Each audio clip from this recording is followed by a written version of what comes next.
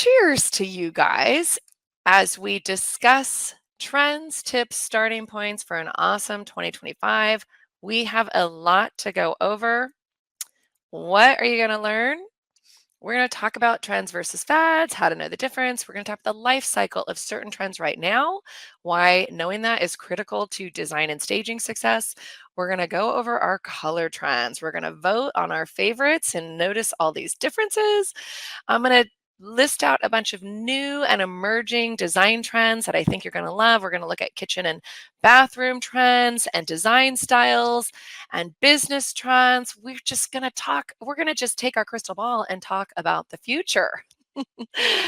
Who is this for? You are in the right place if you're a new stager or designer, if you're just thinking about the industry, if you're an agent who just is looking into staging and design, or if you're a veteran stager or designer, or even if you just really love design and to stay on top of trends, this is absolutely the right and safe place for you. And especially if you are also a color lover, because who doesn't love to see all those colors of the year? Basically, if you love to see photos that go from this to this, you are in the right place.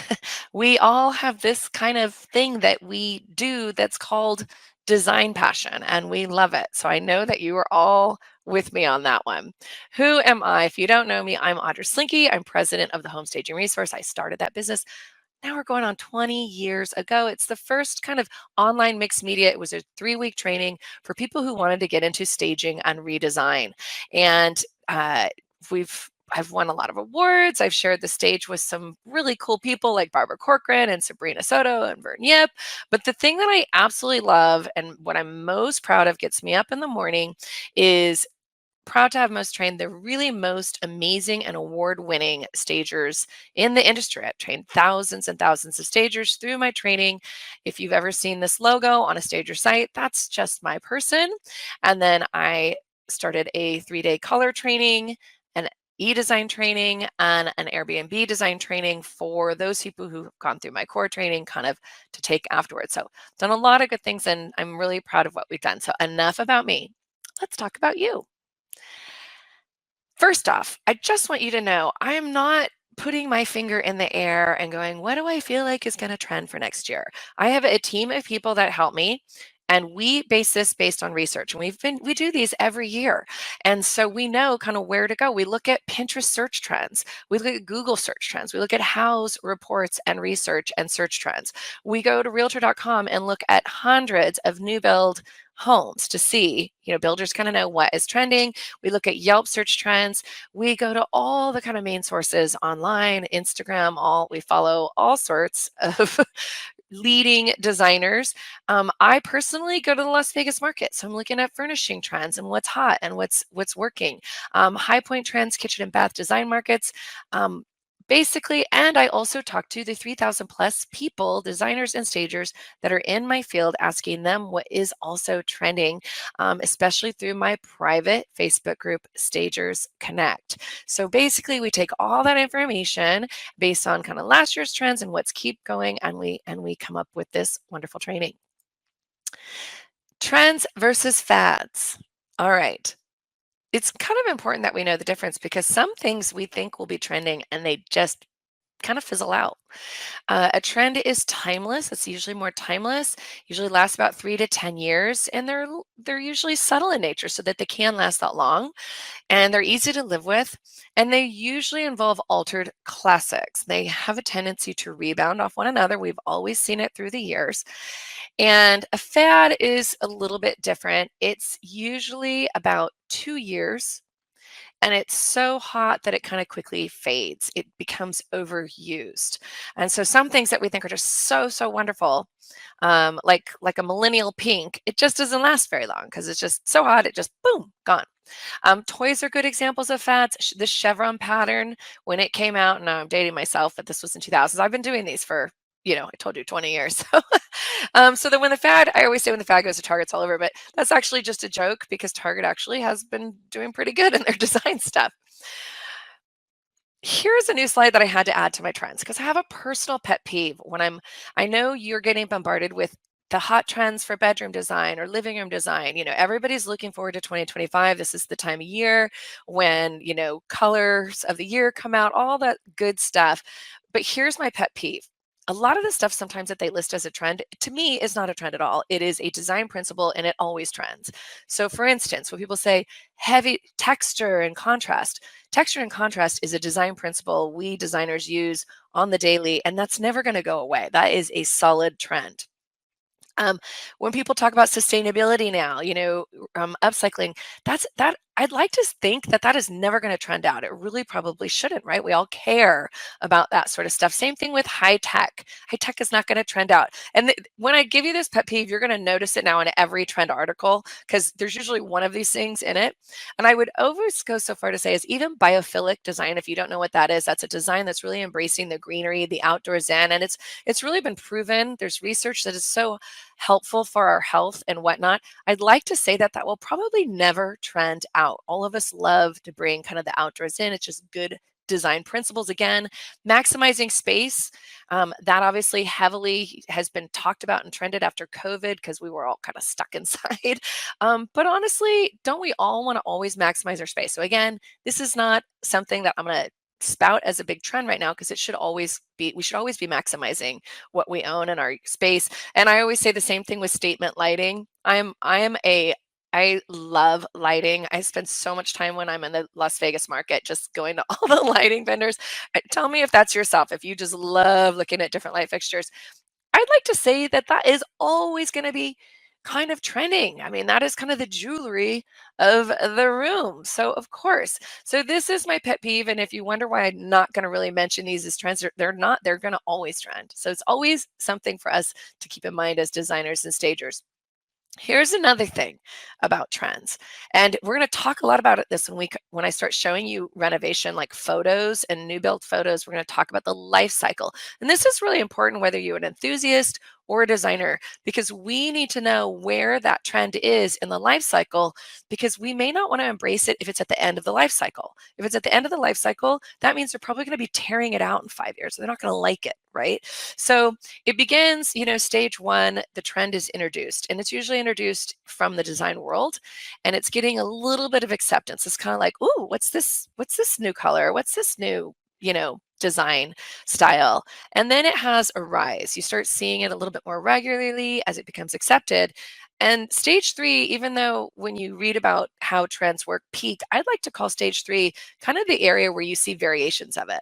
And I do a lot of these, I do this every year where I talk about twists on existing trends, and we'll see it variated somewhere else. And I'll show you some examples.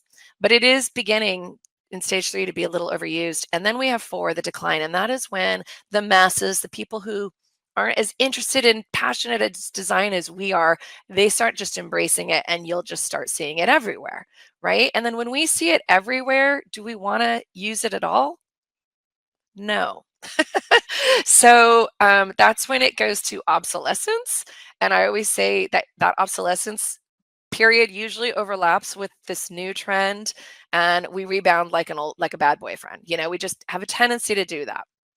So it's kind of good that we're aware of this, and we're going to start looking at it, because you guys remember these two trends, the old Tuscan and the old gray trend, right?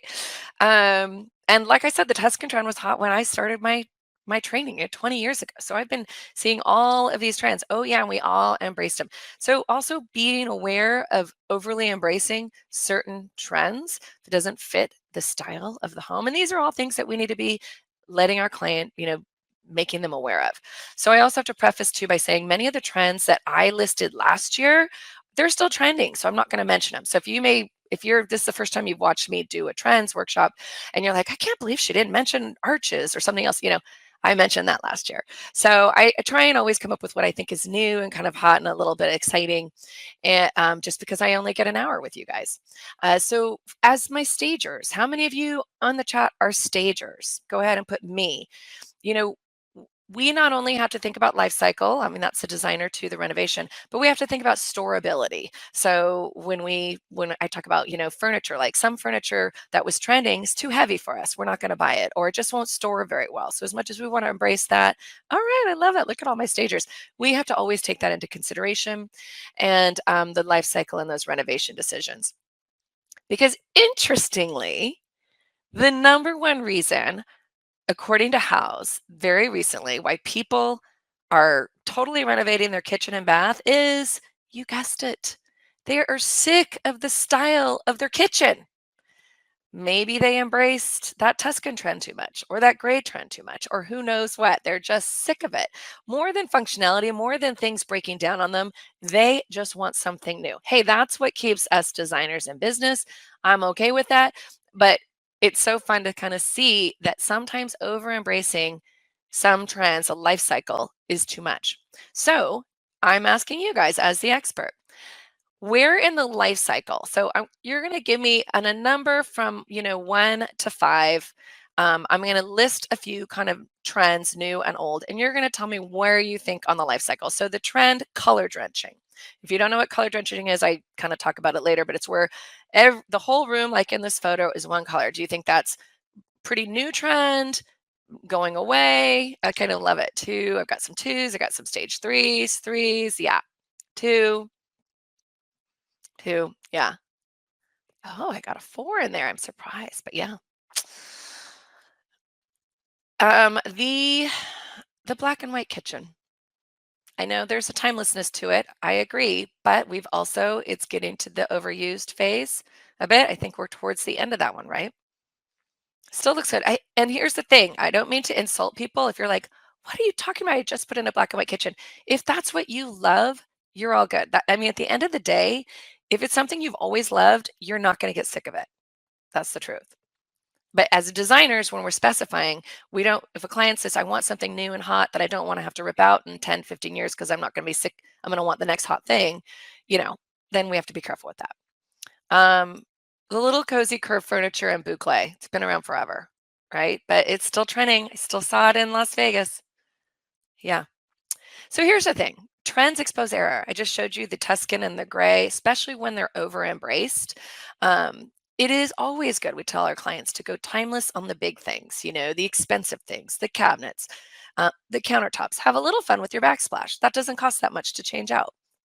Um, and also, the thing is, the main takeaway, if you take away anything from this, is it is timeless if it's a color that you've always loved. So there are colors that I have always loved, and there are colors that I've only loved mostly because it was trending. And so you got to and everybody's subjective about that, right? So stick to the timeless color choice with your clients. So last year's color trends, and this is interesting because we're going to talk about color trends compared to this year. It was all about the blues. We were starting to warm up off the gray. Again, we're doing that rebound. So we're doing the soft, earthy shades of brown. We saw softer shades of green, brown, caramel, cognac. Moody tones were starting. There's that little Barbiecore pink fad out. But here were the colors of last year, so you can have a little comparison that all the paint colors companies picked. And I have to thank Young House Love, a wonderful site, for their graphics that I'm borrowing. So I'm going to tell you you'll see names of where I grabbed some good stuff here. In fact, you might want to have your phone on you because I'm going to also be showcasing a lot of Instagram accounts that I love, that I pull stuff from.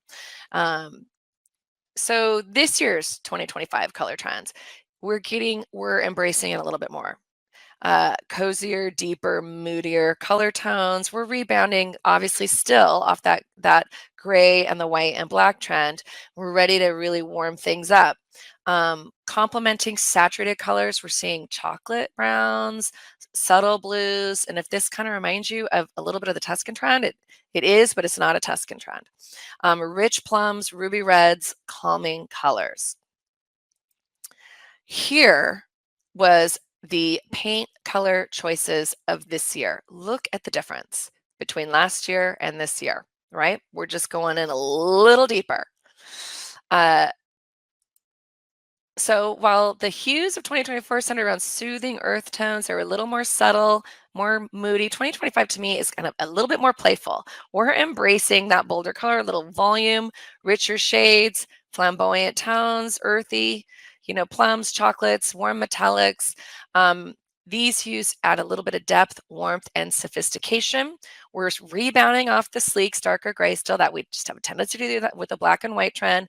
And we're looking for more serene, rich, dark, earthy colors with the complementing blues, greens, the warmer creamer tones. All right, are you guys ready to vote? Who picked best? Benjamin Moore. I'm going to go through all of them, and then I'm going to put them up, and then I'm going to put a survey up where you get like 30 seconds to do a quick vote. And I always like to see what you experts, because you guys are the tip of the spear. Benjamin Moore picked a cinnamon slate. Sherwin-Williams, this is the 15th year to celebrate their 15-year anniversary for picking the color of the year. They decided to pick a bunch of different colors, but for the sake of this, I'm going to pick their top color, which was grounded, as a color choice, because I think that was like the first that they listed. I'm assuming that's kind of, I'm not going to say their color of the year, but probably the most of their color of the year. And they also always partnered it with the HGTV. Sherwin-Williams Quietude is their other. Interesting. Chocolate blue. We saw a lot of that in the 2000s. Okay. C2 color of the year. Ooh, look at that. Glidden, purple. Basil, Valspar, Encore. Dutch Boy, Mapped Blue. Dunn Edwards, Caramelized. Stainmaster did Truffle. I'm not going to list these for you to vote on because now it feels like almost every stain, paint, everything has a color of the year now, right? It's almost a little overwhelming. They love to do it, and we love to mention it, but this, I'm mentioning it to you because these are all the colors of the year so far. Pantone doesn't pick yet for a while. So here is the colors of the year so far. And I am now going to give you, let me put up my survey. Survey says, who picked best? See if you can see this. All right, go ahead. I'm taking the poll. Hopefully you see it. Hopefully you can see. You're all putting in your votes. I love it. And I love you guys even typed it out. Quietude, Grounded, Benjamin Moore. Oh, look at you guys with the Benjamin Moore. I kind of did. It's a very complex color. I can see that going around. So, wow, by and large, you guys really chose Sherwin-Williams and Benjamin Moore so far. Okay, I'm going to end the poll. 5, 4, 3, 2, 1, end poll. Oops, that's not letting me end it. I'm going to go back. Okay. Do you guys still see, do you guys see my screen now? I want to make sure you're seeing that. Yes or no in the chat. Yeah, the presentation. Good. All right, great. Okay, I'll make sure I did that right. I didn't know I could do a poll and a screen at the same time. Wonderful. All right, technology. So here's what's more trending, right? And been trending. Those honeyed neutrals. We're calling this the timber trend, right? The timber trend has been trending. We kind of started introducing those kind of wood, light wood tones into our kitchens, went to vary in contrast with the white kitchen trend. As we shift further away from those cooler tones, we're going towards those toasty neutrals for balance. This is a beautiful new build that I saw. And I don't know if you could see it, but this little shelf on the kitchen, I'm seeing that a lot now. And we're going to talk about that. But striking plums. So in the coming year, color experts anticipate a surge. Do you guys think in the chat that you're going to see a lot of plums, striking plums, aubergines, jams? Yes or no? Curious. Veronica's big no. I love it. Well, interestingly, when my girl Studio McGee is picking it recently on her Instagram feed, it's beautiful in the small space. Chocolate browns. We're embracing brown as a continuation of the trend. We've been shifting away from the cooler grays to a warm palette. It's comforting, it's soothing. And here is some beautiful, and like I said, you may want to take quick screenshots or cameras so that you can follow these wonderful people on Instagram who are just tastemakers, in my opinion. I love it. All right, artists ochre. So, like I said, I've pulled these from a lot of sources. Expect to see more mustard, earthy, rich yellows popping up in interiors and fashion. Again, more comfort and relief, and otherworldly blues. Mid-tone blues have their moment. It's time for deeper, enchanting shades to shine. I know we all love blue, right? Blue, navy's like my neutral. But here, and you're going to see a lot of Duval kitchens because I'm in love with them, is the yellow and the otherworldly blue kind of mixed together. Not pretty. I always like to show you, right? I'm such a show and tell. And the ruby reds. How many of you, new chat, are going to embrace red more? Red was kind of off the table after that Tuscan trend. Can we all agree on that? Just off. So nostalgic reds, obviously historic homes were always, but color fast forecasters think they're gravitating towards those for nostalgia, familiarity, and people have been gravitating towards historical. I mean, antiques. There was a time, obviously, during the gray and the kind of white, we didn't really mix a lot of that. But this was a new build, and in this room by Kelsey Lay Design. Love her stuff. Yeah, not as a main color, as an accent. Yeah, it's definitely interesting in small space room. And in case you wondered, Audra, where did you get all that from? And obviously, the color companies kind of know what they're doing as well. But Pinterest Predicts had these are their statistics on upticks in searches. And that's when we really have to look at that we went from serene to seafoam, sage and blue and cream, green home decor. I mean, green, I've said, is like the color of probably this decade. I've been saying that for few years, and no surprise, people are still embracing that. Moody purple bedroom up, lavender bedroom. So it'll be curious to see whether that plum sticks. And this was released by Fixer, where they talked to a bunch of designers and asked them kind of what tones are going to be popular. What I found interesting was with the bottom, obviously gray, toning out, black and white, surprisingly toning out, and people embracing those earthy tones. So for those of you if you're on the chat, and if you are on the chat, put me, love, love, love color and love this sort of stuff. I have to tell you a little bit about a color course that I have. It's a 3-day online course. It's called Certified Color Expert, and it is designed for people to help people with their color choices. Because as you'll see in a lot of my what not to do, I've showing you a lot of what to do photos, but I'm going to show you some what not to do. It's really hard to get color right. And it's a 3-day online training. I walk you through my 6-step process to coming up with the perfect color scheme in a home, assessing those undertones, creating that perfect palette. And it's really not just about paint color, it's about those fixed finishes, because a lot of people are picking the wrong colors in their fixed finishes, and those are really expensive mistakes. Not all colors get along.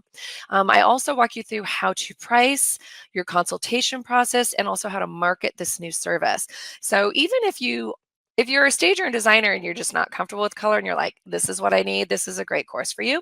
If you're not a stager and designer and you're just like, I just want to dip my toe into design, I want to try something new for 2025, this is why I recommend this course.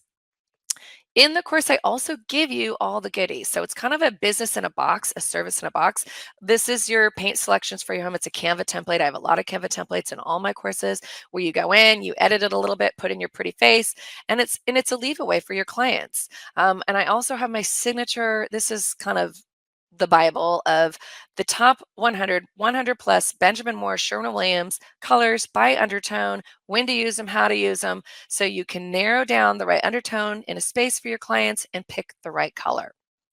So if that is you, I hope you consider it. My staging and design course is a 3-week course. This is the course usually people start at when they want to get into staging and design, and they want to build a strong foundation for their business. I know, do I have any of my HSR people on this line? I'm just curious. If I do, I'd love to hear from you. And then it talks about marketing, and then it gets into more advanced stuff where I dip into color, realtor partnerships, alternative incomes. I talk about a lot of trade shopping, model home staging, vision boards, organization. I even talk about holiday design, which is really hot right now for so many people. And it's kind of that business in a box to get you started. My e-design is really giving you all these templates. Thanks, Bob. Thanks, Rob, for e-design. So how many of you use design files on this line, chat file in the chat? That's the technology that people use, designers use to create mood boards for clients. Well, when somebody signs up for my e-design course, they actually get 100 plus of those templates inside their design files account. So they're never looking at a blank board. And we have them both retail and trade. So that's kind of the huge benefit of that course. If you're interested, if you want to find out more, all you need to do is go to homestagingresource.com, the menu, under the menu courses, and those are my 4 courses that I offer. Thanks, Roz. All right, let's get back to our trends. Okay, I'm going to list a bunch and then I'm going to show you photo examples and the research behind it and all of that good statistics. Japanese influence, organic, modern. How many of you on the chat are seeing a lot of that? Dark and moody, we talked about, yeah. Cozy English countryside, oh boy, thank you, Deval, for that. Curves with kind of moving into waves. We've been curving for a while. Waves and scallops, fluted fixtures, a lot of detail. Statement stoneware, more heavily textured walls and ceilings. I talked about that last time, but it's getting even more. And I'm going to go beyond boucle on some of this furniture stuff. Japanese influence, and this is interesting because it's very different. House report, this is the House Summer Emerging Trends where they're taking all of the searches that they get, and they notice an uptick in all these different types of searches, and a huge uptick in Japandi, wabi-sabi, Japanese kitchen, Japanese bedroom, which is interesting because this time last year, when I gave the last year's trends, it was a huge uptick in Spanish colonial. Interesting. And we have to look at this, right? Because obviously, if people are searching for it, it might be a good complement, obviously, to the organic modern style. So those two kind of complement each other. It's very clean lines, clean look, and no surprise, organic modern. How many of you are embracing this in your designs? Yes, no, I'm just, yeah, you're saying it. I love it. I love, this is a great person to follow as well. Here's a before. And here's a good example, kind of the organic modern, how she creates kind of this beautiful curated look. Doesn't even look like a recognizable room. The dark and moody, obviously, that has been trending. But again, these are upticks in searches. So when we know it's been trending, but then it upticks even more, we have to pay attention. I talked about the color drenching for those of you, and I always have to, be clear because I know my designers, I know what that is. Keep moving on. It's when it's used throughout the room, walls, doors, trims, and even furniture. Here's some good examples of color drenching in the space. Look at that one. Maybe a little too much, but I have to show you the examples. Reading rooms, and I thought this was interesting because I think this is a little bit, they kind of, dark academia, I mentioned in the past as well, as a design style that is trending a bit. Snug. How many of you know what snug is? Do you guys know what snug is? Yes, no, snug design style. No, yeah. So I love it when I can introduce something new to some of you. Yay! All right. So the searches for snug are up 157%, and they kind of translated it into reading rooms. But the truth is, the term snug actually is a British term. It comes from the UK. I'm getting back to my cozy English countryside style that we have seen trending, and it kind of speaks to kind of that description. And this is just, Chat GPT. I could have got more, but it's really that warm and comfortable, curled up to be well-ordered, compact, sheltered, secure. It is kind of that snug and cozy style, how it manifests itself in a design, and you're seeing it. And this is kind of a nod again to the historical styles that have been going on, to the English country that we have been seeing. And you see how, these are rooms that you just want to snuggle in. It's a little bit more English driven, where Hygge is, I think, more Scandinavian. So we're moving all over Europe with our design styles. And that brings me to the English country style, which I think a lot of this trend. How many of you have heard of Duval kitchens? Yes, no, I'm just curious. A lot of the main designers are always referencing them, talking about them, but they are kitchen installers, yeah. And this is just some of their kitchens, but they are kind of leading the way in this whole English country. And it's not even in just kitchens, but these are really kind of timeless designed kitchens. Look at that one, how beautiful. And they do all custom. They do all custom faucets and pulls and even some of the cabinetry. It's really special stuff, which is kind of exciting. So it's a very curated kitchen look. And we're seeing a lot on Instagram, people embracing this. This is the before, and I apologize because Becky Owens actually featured this, but it was a different designer. So you can go to hers and get the link to the other designer. And this is the after. Look what she did to her kitchen.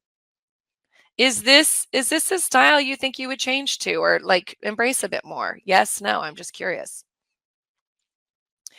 Funny that the dark wood floors, yeah, are coming back. Isn't it fun how everything cycles? You don't have to always rip it out.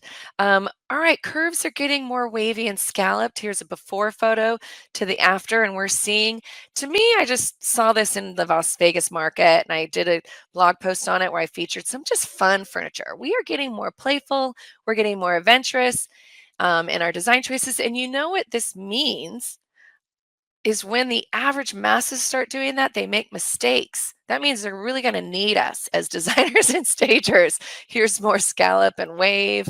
And here is just a lot more detail. Look at the, I don't know if you could see the wave or the kind of shape of that countertop.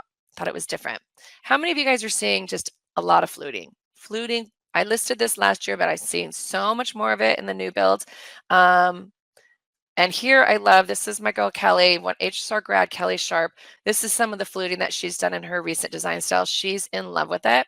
And you can see it's just really subtle, but it just adds a lovely kind of texture to the walls and whatnot. So much fluting in the furniture, fluting and yeah, and here's her examples. I think they're beautiful. She's a fantastic designer. Love to feature her work. Here I saw it in multi-million, and I should preface, when I share these new build photos, these were in multi-million dollar new builds. So if you want to have a little fun and you want to see what's really trending, you search a big city and you go new construction, million plus, 2 million plus, and you're going to see some interesting trends because these builders know a little bit about what they're doing. And look at the fluting in this fireplace. That's kind of a new one for me, but I had to feature it for you. Obviously the arches trending. Fluting in this hood, also covered hoods trending. Fluting in this bathroom of this new build. This is all this kind of similar new build stuff where I pulled it out.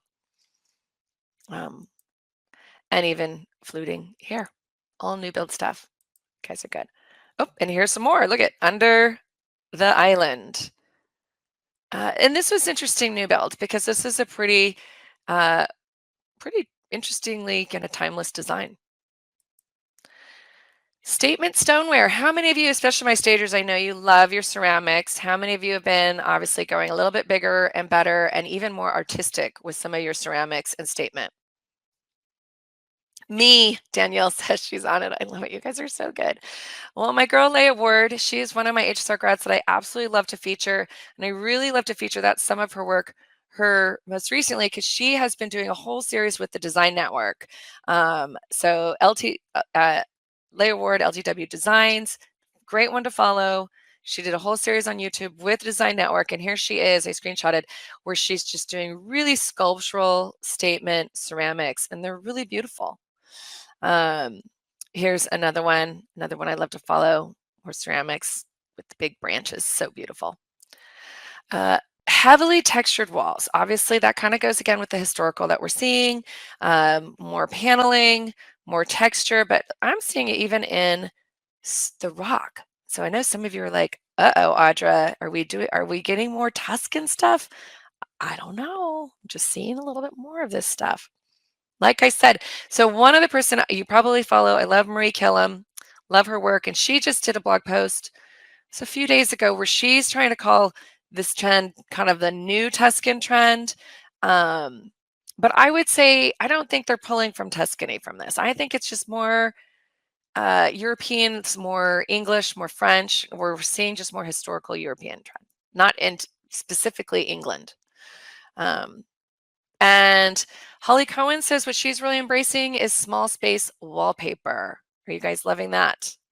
Here's some of her work where she's really done it in these bathrooms and just playful. I mean, that's just really what she's doing. A lot of playfulness, playful wallpaper. People are getting bold. Now, this is a photo of what not to do with the geometric walls, because I do have a little bit of a pet peeve. I'm always going to give you some of my pet peeves because geometric walls have been trending and they fit in a certain style of a home. But I would say sometimes they're getting a little overused, and there's a time and a place. And if you are going to use geometric walls, here's the secret. They have to relate. They have to be layered. They can't just sit on their own over here, in my opinion. In this case too, like it looks weird just having them over to the side on their own. It looks best when they're layered um, as a backdrop to a layering, to a set, to something. Same here, you know, where it's just kind of more of a layered thing. Yeah, just if you're going to go that way, that's the way to do it. Beyond Boucle, these are just some photos from the Las Vegas market. There's my beautiful sister, who is an awesome designer in Santa Cruz. I'm in San Diego, but we started our business 20 years ago together, and she's still going strong. And look at the textures. Are you still, yeah, cozy. We are just wanting cozy. Look at this one. Here she is at four hands, yes, with cocktail in hand, because that's part of the fun part of going to the markets and doing that, as you all know. But here's a little sheepy. So cute. Are you going to be embracing this? Yeah, loving it. Okay. Cozy. My girl Gina Gayling said, you know, one of the trends that she's really loving is kind of these interesting side chairs. Look at these beauties. Fun, sculptural, again, playful, a little bold. Yeah, it's bold. And my Boston Rob, what he's really loving again is that Art Nouveau. Again, fun, playful, little glam, a lot of velvet. This is some of his work. Beautiful work. Ultimately, there's just to really focus on the details. What do you think? Are you going to be embracing more kind of playful sculptural kind of furnishings, materials, maybe mixing some patterns? You're going to add some patterns because we haven't seen a lot of pattern as much, obviously, during the white and black trend as much. Curated spaces, I think we all are kind of gravitating towards that. Here's another photo from the Las Vegas market. Check out this table. I just thought it was fun. I mean, who's just going to keep a plain leg at a table when you can do this? I actually really love this side table, and I've seen some designers really embrace that. It's kind of fun. Okay. Basically, there's just this renewed focus for everyone on decorating, renovations, decorating, searches. This was a Yelp statistic, up 2,400%. When a search is up like that, we pay attention. People are shopping. They're shopping online. Okay, hot and trending design styles. I mentioned last year brutalism, and I'm going to preface some of this for you guys. Maximalism, organic, modern, we've talked about, Japandi, English country. Fast fading, modern Victorian, modern country, transitional. I don't see transitional fast fading. Frankly, I think it's just a style that's just kind of always trending a bit. It just kind of ebbs and flows. Mid-century modern and modern farmhouse minimalism is still kind of the most popular. I love this photo, it actually, by Zoe Feldman, because it has a lot of those trends that we already talked about.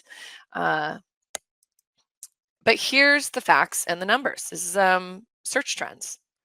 So while they'll say that brutalism search volume's up 91%, there's only 3,700 people monthly searching for it compared to maximalist, 18,000, and minimalist, if you're a minimalist, 20,000.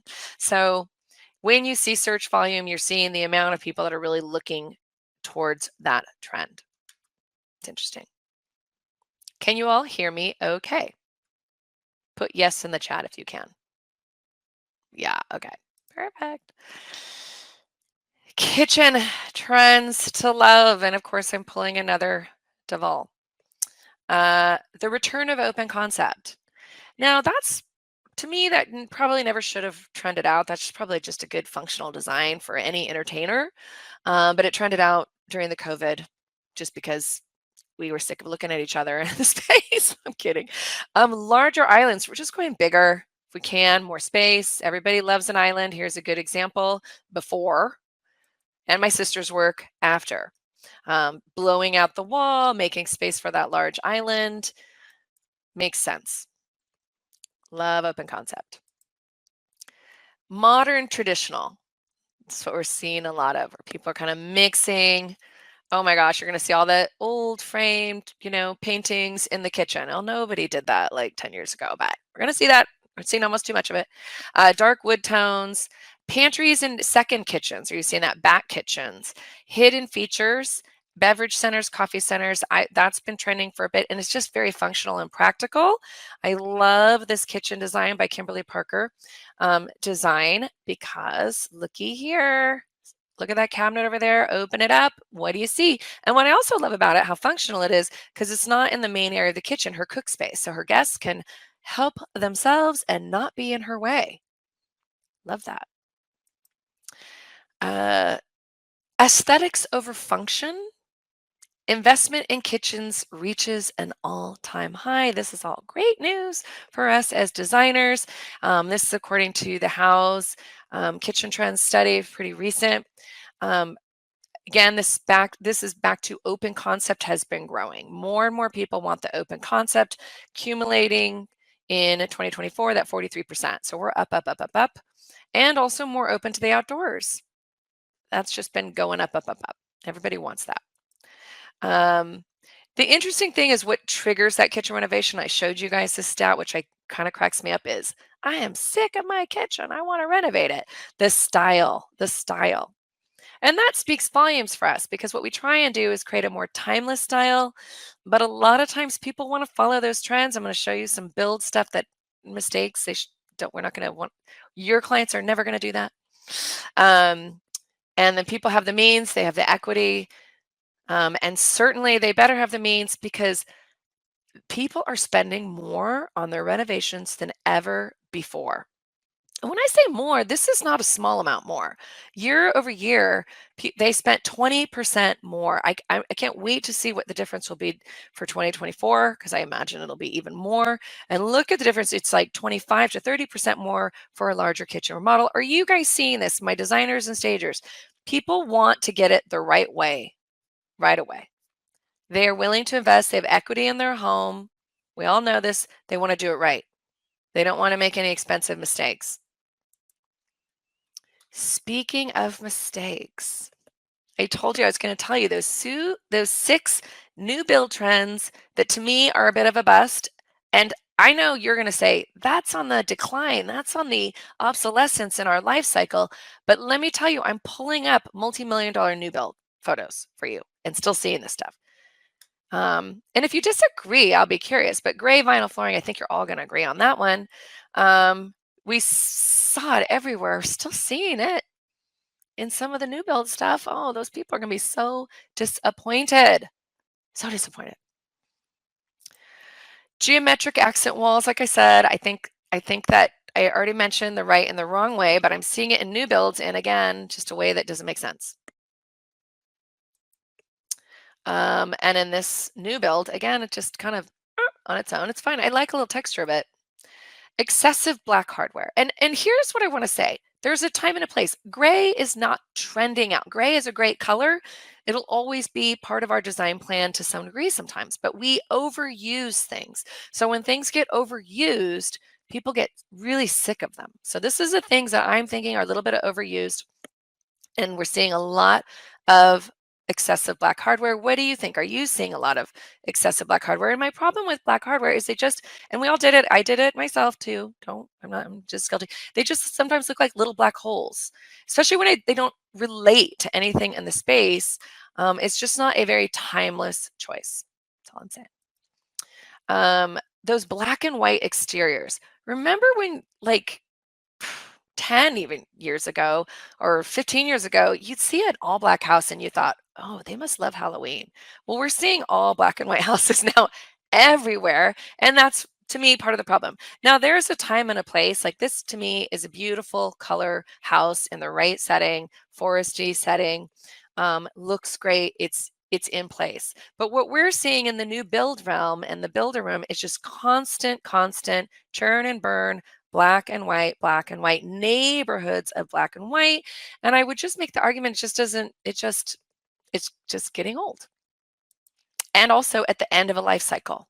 So they'll be painting it. So these are things that I think are getting to be excessive and means kind of towards the end of the life cycle that we probably should be wary of specifying for our clients. Oh, let me go back. Solid marble. I mentioned counter splashes. Now, counter splashes done right with really expensive countertops like this beautiful kitchen look great, right?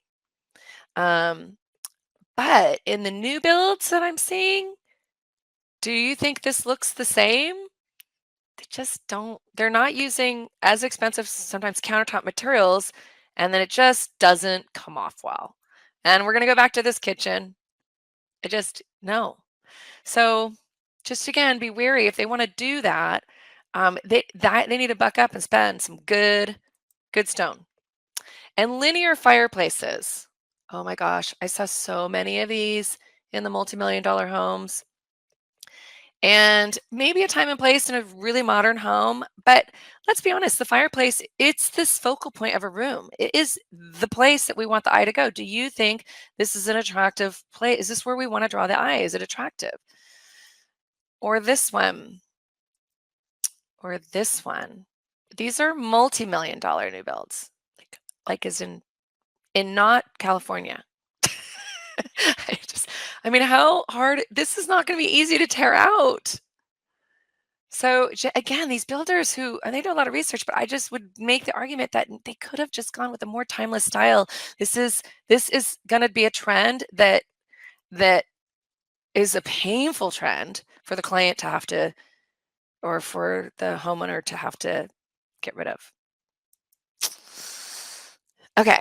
And I have to say, I have to thank, I don't know if you follow, I found this Renard Lowell on YouTube, and I got a lot of, so like I said, nothing's new under the sun. A lot of these tips and ideas were things that came from him. I thought he was brilliant, and I'm totally following him. But here's some trends. He's a great designer. He's IT guy turned designer, and I really loved his work. I loved he had really good points. And here's some other points, because we're embracing all of these trends. Here's some trends that have been going on that we've been embracing that I'm going to make the argument may not be very functional for all of your clients. So you just, when you're working with people or even yourself, so if you're the enthusiast, I want you to think hard about, whether this is going to work for you. Open shelving in kitchen. We all love it. It makes it look so open. But the average person won't curate that shelving very well and won't dust it all the time. So, it depends on the right person, depends on the right kitchen.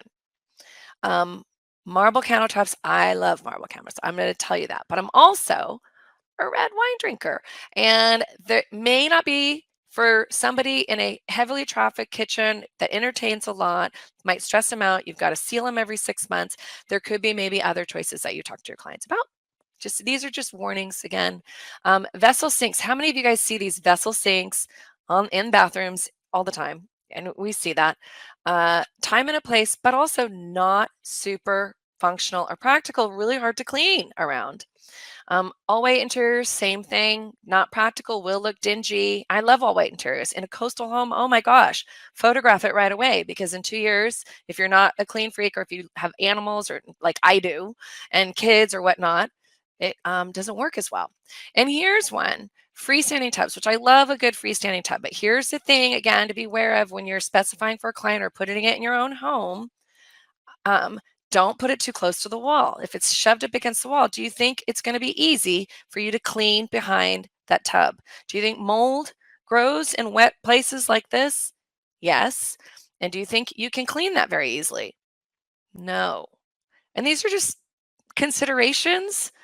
Like this one too, very tight, looks beautiful, but considerations. Here's the right way to do it. Just back it up a little bit. Give them a little space so they can clean around it.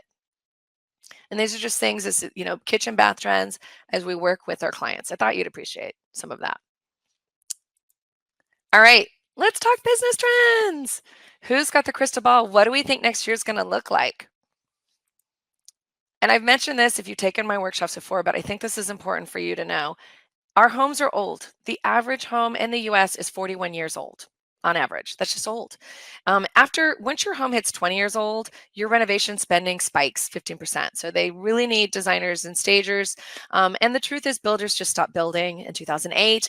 And that is what led to this renovation boom that we've in. How many of you on the chat have renovated something, within your home in the last 5 years, or another home, or a second home, or an Airbnb home.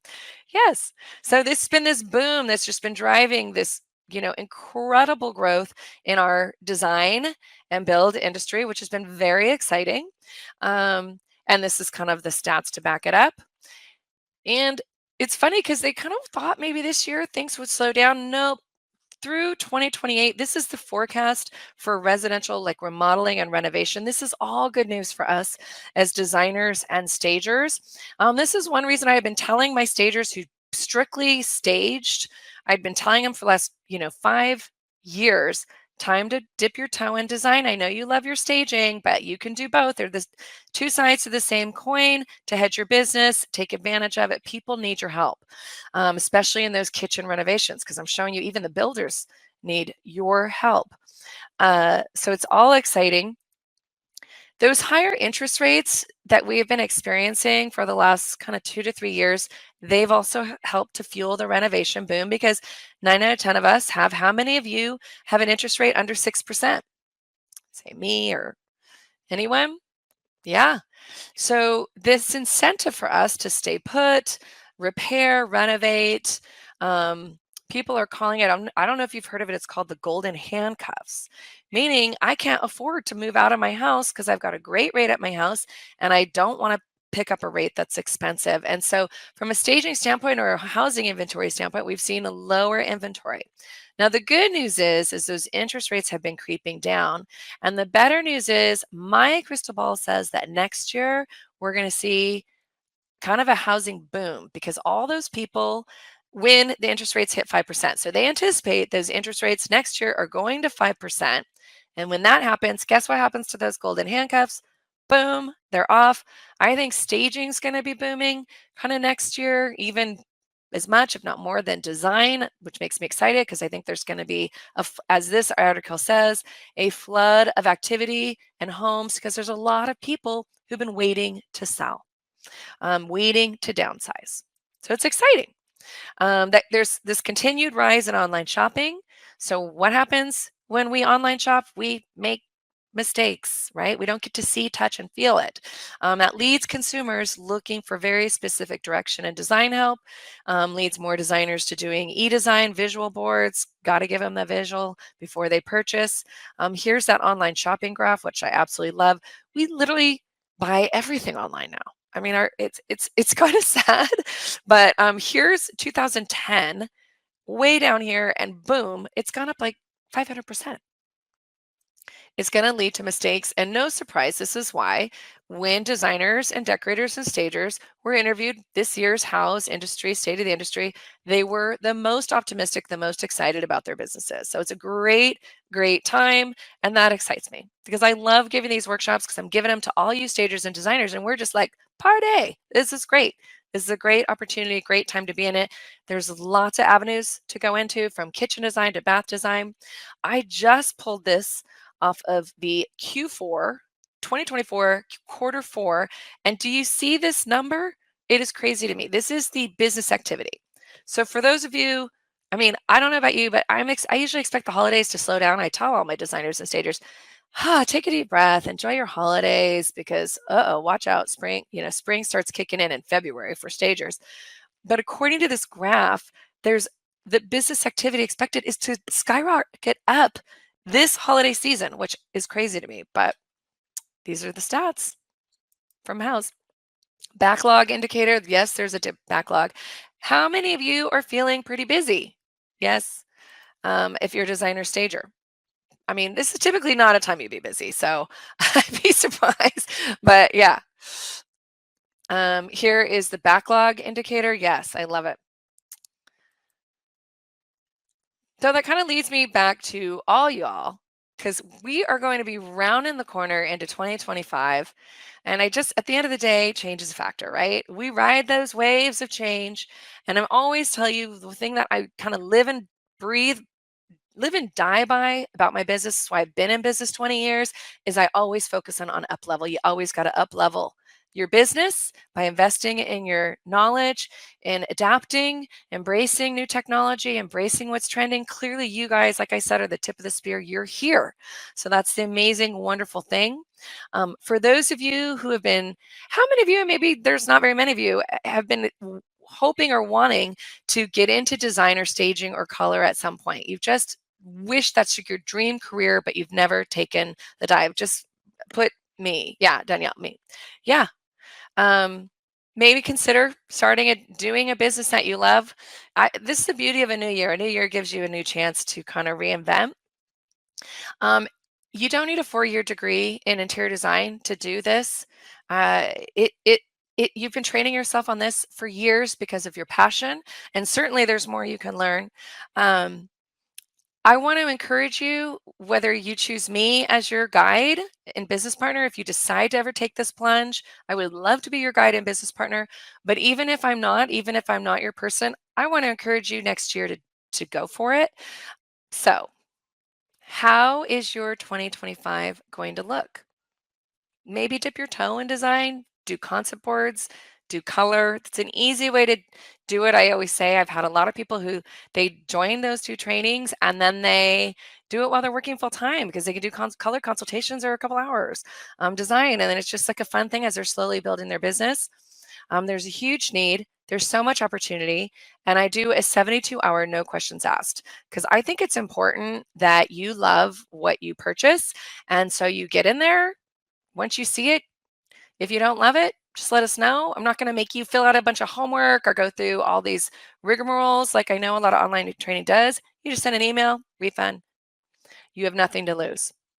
And what I always say is in this webinar, you got a taste of the way I train. That's why I do these. Did you learn a little something in the last hour we were together? If you did in the chat, put yes. Did you learn a little something? I love Kathy said I did. I always say, imagine 3 weeks with me. That's my staging training. That's 3 weeks. Imagine it. Oh boy. Um, so, because the thing that I get, and this is why I always have to kind of end with this, certainly don't mean to be salesy, but really, this is what I hear all the time from the people who join my training is they're excited, nervous, and then they end with confident, excited, is their only regret is they wish they started earlier. Everybody says that. Oh, thank you, Boston Rob. Oh, you guys are so great. Thank you. A bunch of people in there in the chat room are saying how much I love my training. I love it, my people. So I hope you love this. I love doing this one. It's so much fun. You cannot believe the amount of work that goes into this and all the research. I've got like pages and pages. My team does so much. I'm so grateful to have you. Cheers to you. Cheers to your dreams, your business, your passions. I hope to see you on my next workshop, which will probably be in January, where we talk about goals and planning.